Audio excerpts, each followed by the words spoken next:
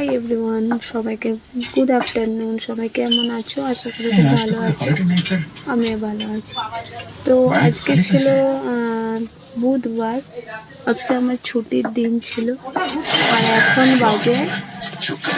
বাজে হচ্ছে, এই যে টিভি চলছে, আর এখন বাজে হচ্ছে 4:10।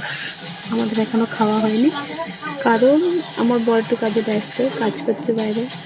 তো উনি আসবে, তারপরে খাওয়া দাওয়া করবো।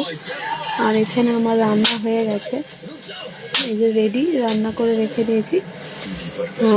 আজকে আমার রান্না আমি করেছি, কারণ প্রতিদিনই শাশুড়ি মা করে, আজকে আমি করেছি। যেহেতু ছুটি থাকে তাই আজকে আমি করলাম।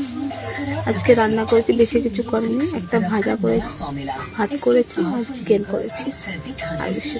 আর খাওয়া দাওয়ার পর আজকে আমরা একটু বেরোবো, একটা জায়গায় যাব কিছু জিনিস কেনার জন্য।